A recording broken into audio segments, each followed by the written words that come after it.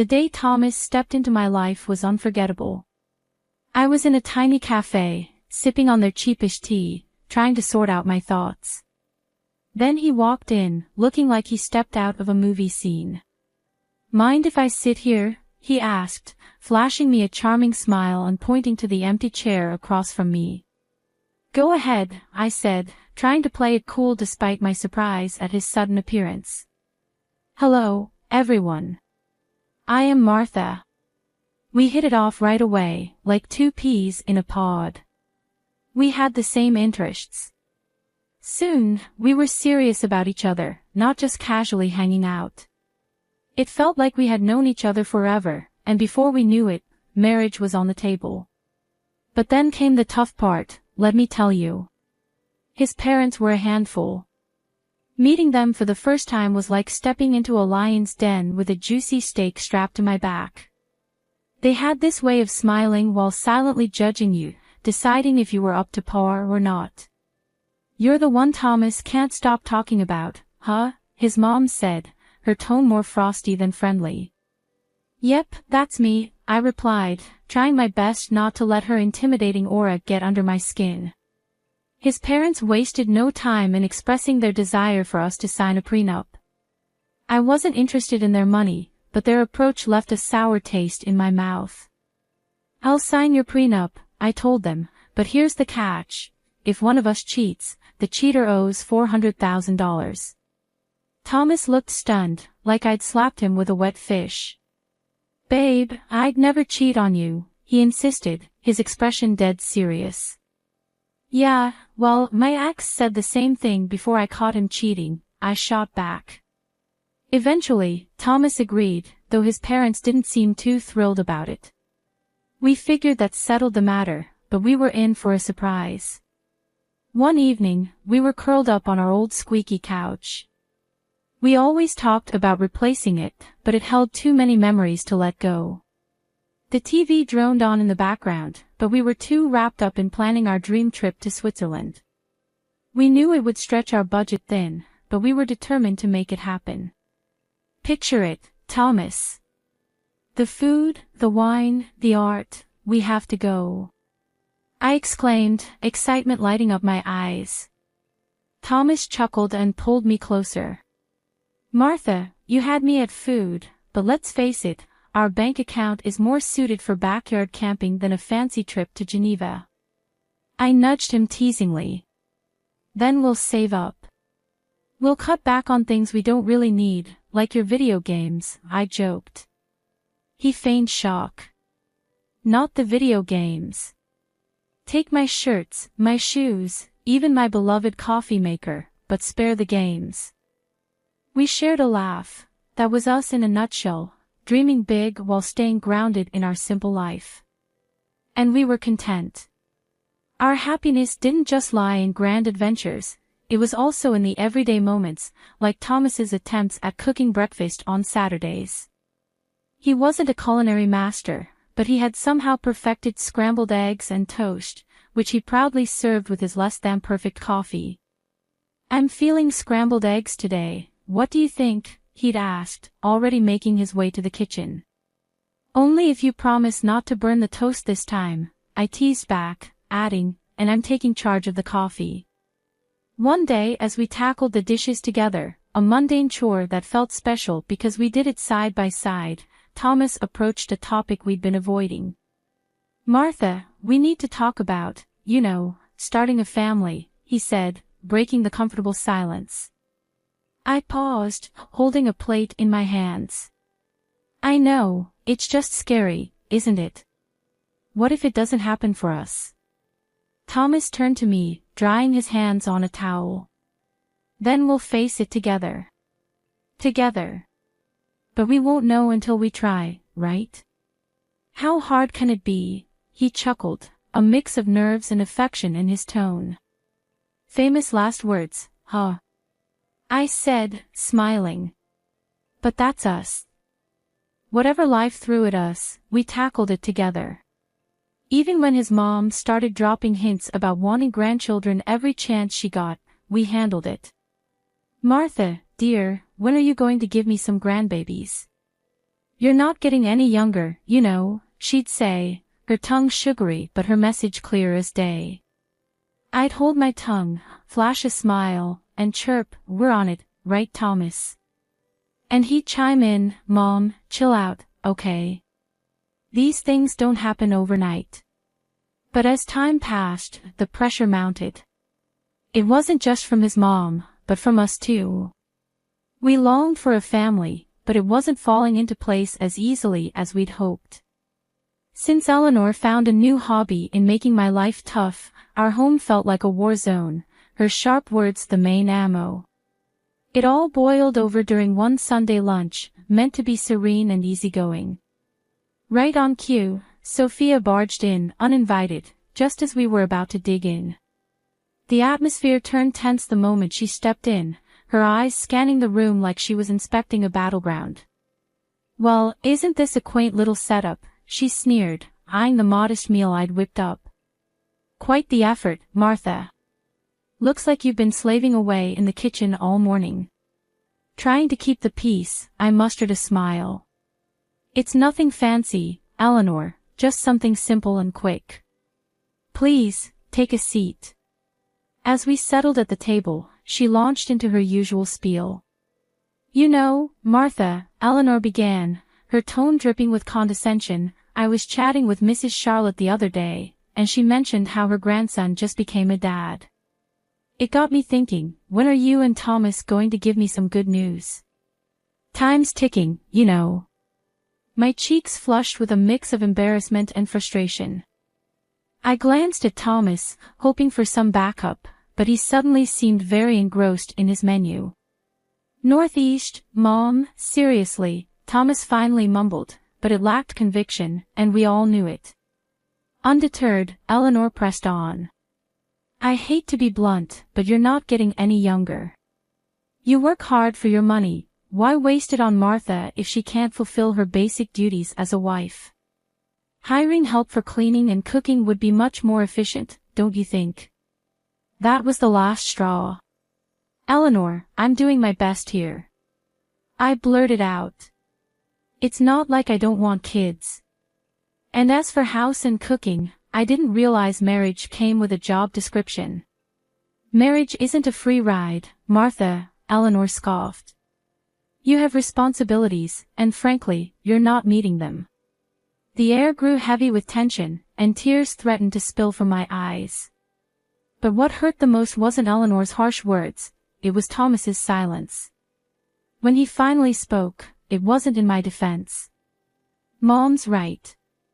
Maybe we should consider getting some extra help around here. It would take some weight off your shoulders too," he said, suggesting. His words felt like a stab in the back. It was clear I was alone in this. In the days that followed, Sophia's visits became more frequent, and her criticisms sharper. She'd scrutinize every corner of the house, pointing out any flaw. "You call this clean?" she'd sneer. "Looks like a pigsty to me." Then came the jabs about my appearance. "Is that what you're wearing? A wife should dress to please her husband. No wonder Thomas seems exhausted, he comes home to this." I tried to stand up for myself. "Eleanor, I dress for myself, not Thomas. And he's tired because he works hard, not because of my outfit." But it was pointless. Sophia had made up her mind about me, and nothing I said seemed to make a difference. Thomas's lack of support hit me the hardest. Every night after his mom's departure, we'd end up arguing. "Why won't you defend me, Thomas? She's bulldozing over us, and you're just standing by," I'd plead. "Martha, she's set in her ways. What do you expect me to do? Kick my own mom out?" "No, but I expect you to be my partner, to stand with me, not her." It became evident that this went beyond Eleanor's disapproval. It was about us, our marriage, and whether we could withstand the onslaught of Eleanor's criticisms. As weeks passed, it dawned on me that this wasn't just a passing phase, it was a full-blown assault. If we didn't take action soon, there might not be anything left to salvage. Things between Thomas and me had turned frosty ever since Eleanor ramped up her criticisms. But it wasn't just our home life feeling the strain. Thomas himself had started behaving oddly, and it wasn't solely because of work stress. There was something else, something unsettling. It all began with his phone. Thomas used to be open about it, we had no secrets. But then he began leaving the room whenever he received a call, and it was always from the same person, Paul, from work. One evening, I tried to sound nonchalant and asked, "Who's Paul?" Thomas visibly tensed up, a clear sign of nervousness. "Oh, just a new guy at the office, asks a lot of questions," he replied. But there were more changes. Thomas, who never cared much about fashion, suddenly started paying attention to his appearance. The graphic tees and worn-out jeans disappeared, replaced by crisp shirts, slacks, and even cologne. "Since when did you start smelling like a department store?" I teased one morning, watching him style his hair differently. He just smirked. "Can't a guy switch things up every once in a while? No harm in that, right?" Then there were the late nights at work, becoming more frequent.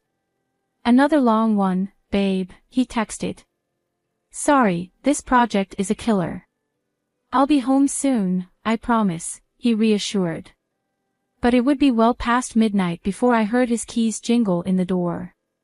I couldn't shake the feeling that something wasn't right. It lingered like a shadow. That's when I made the decision to hire a private investigator. It felt like a scene from a cheesy TV show, but I needed to know for certain. The evidence arrived in a plain brown envelope, heartbreaking yet undeniable. Photos of Thomas with another woman, their intimacy unmistakable, captured in moments that shattered our years together. But it was the recording that cut the deepest. Their conversations filled with affection and plans made it painfully clear, he was in love with her, or at least with someone else. I sat there, staring at the damning evidence before me, a chilling reality sinking in. This could be the key I needed if our marriage spiraled into a messy divorce. The photos captured stolen moments from our life together, while the recorded words betrayed every "I love you" he ever whispered in my ear. But I kept it all to myself, a heavy burden I chose to carry alone. I wasn't ready to confront him, not yet. I needed time to strategize, to navigate the collapse of our marriage while preserving my dignity. The days that followed passed in a blur. Thomas maintained his facade, and I played the part of the beautiful wife, smiling outwardly while crumbling inside. Our conversations became a delicate dance around the truth, each word carefully chosen, every laugh forced. "Are you okay, Thomas?" would inquire, genuine concern lacing his voice. "Yeah, just tired, you know. Work's been hectic," I'd respond, the lie bitter on my tongue. It seemed like just another ordinary day until I accidentally overheard a conversation that would change everything. As I passed by Thomas's office, the door slightly ajar, their voices drifted out. It was Thomas and his mother, Eleanor, and their conversation wasn't casual. Their tones were serious, filled with purpose. "I can't keep this up, Mom. It's not just about having kids anymore. I don't feel the same way about Martha. It's like we're living together as strangers, not as a married couple," Thomas admitted, his voice heavy with exhaustion. Eleanor's reply was cutting. "Well, can you blame yourself? She hasn't given you a child, and what else has she really brought to this marriage? But let's not be hasty. My 65th birthday is approaching, and we wouldn't want to miss out on a generous gift from her, would we?" Her cynicism felt like a stab in the heart. They were using me, planning to keep me around just long enough to benefit from a lavish birthday present before discarding me. "Exactly, dear, just a bit longer," Eleanor affirmed, her words dripping with malice. I stood there, stunned and furious. They were plotting to push me out of the family as effortlessly as crossing off an item on a shopping list. The pain ran deep, but it fueled a burning desire for vengeance within me. They thought they could manipulate me and discard me at their convenience. I was determined to prove that I wasn't just a pawn in their twisted game. A few days later, we gathered for a family dinner that felt more like a scripted performance than a meal. Sophia brought up her impending birthday with a smile that made my stomach churn. Leaning in, she asked, "So, Martha dear, what do you have planned for my birthday?" "Something special, I hope." I met her gaze calmly. "Actually, Eleanor, I've been thinking of arranging a dinner at the city's most luxurious restaurant, an unforgettable evening." Her eyes gleamed with anticipation, and she exchanged a satisfied glance with Thomas. They believed they had me cornered, but they didn't realize I was already 2 steps ahead. "Oh, Martha, that sounds lovely. Just close family, you know, keep it intimate," Sophia added, her voice oozing with insincerity. "Absolutely, Eleanor, we'll make it a memorable occasion," I replied, the words leaving a bitter taste in my mouth. The weeks leading up to Eleanor's 65th birthday felt like a slow march towards a reckoning. Every smirk from her and every indifferent nod from Thomas fueled my resolve. My plan was straightforward yet daring: orchestrate a lavish dinner as a supposed gesture of affection, then unveil a monumental surprise. As with all well-laid plans, the devil was in the details. The night before the party, our home crackled with tension. Thomas, oblivious to the storm brewing, lounged casually on the couch, absorbed in his phone. "Everything ready for tomorrow?" he inquired, still glued to the screen. "You could say that," I replied, my voice masking the turmoil within. The day arrived, and as guests streamed into the opulent dining room we had reserved for Eleanor's celebration, anticipation hung heavy in the air. My pulse quickened, not from nerves, but from the excitement of what was to come. Eleanor, relishing the spotlight, luxuriated in the grandeur of her surroundings. "Oh, Martha, you've truly outdone yourself. This place is divine," she proclaimed loudly enough for neighboring tables to hear. As we settled in, the evening unfolded with a peculiar cheer typical of family gatherings. Laughter rang out, stories were shared. Then, as the dessert plates were whisked away, the waiter approached with the climax of the evening, the bill. He leaned indiscreetly and murmured, "The staggering dinner cost $55,000. I handed over my credit card, my action going unnoticed by most. Then, with a strange smirk, Thomas decided to drop his bombshell. "Martha, it's time for the truth. I'm done with this, with us. I want a divorce." His words hung heavily in the air, suffocating the room. Before I could fully process his announcement, Eleanor, sharp and unyielding, interjected, "Well then, now that's up, and they open, it's best you leave, Martha. Tonight is about family, and, well, you're no longer part of ours." The room fell into a hushed silence, every gaze fixed on me, awaiting my response. But I refused to crumble. With a composure I didn't truly feel, I rose from my seat, nodded, and departed without a word. The chill of the night air slapped against my skin as I made my way home, the weight of finality crashing over me in waves. By the time I reached Arnold's apartment, I had a plan. I gathered my essentials, my numbness morphing into steely determination. This was the end of one chapter and the beginning of another. As I sealed my last suitcase, my thumb buzzed incessantly. Initially, I ignored it, but curiosity got the better of me, and Eleanor's voice erupted from the other end. "Martha, the payment didn't go through. You need to fix this right away," Eleanor's voice demanded. The irony was bittersweet. In my preparations, I had blocked access to the shared account, anticipating it would be Thomas's first move. "Oh, Sophia, what a shame. But since I'm no longer considered part of the family, as you've made abundantly clear, I'm afraid you'll have to handle this matter on your own," her indignation crackled through the phone. But it was a symphony to my ears. The ensuing chaos was a fitting conclusion to the charade my marriage had become. I heard tales of the restaurant staff demanding payment, Sophia's escalating fits, and eventually, the police being called to defuse the situation she had incited. In the end, it was Thomas and his kin who scrambled to settle the bill, a poetic retribution for the betrayal and indignity they had subjected me to. The morning after the dinner felt like emerging from a tempest. Armed with my plan, my determination, and a stack of divorce papers in hand, I returned to what once was our shared abode for the final time.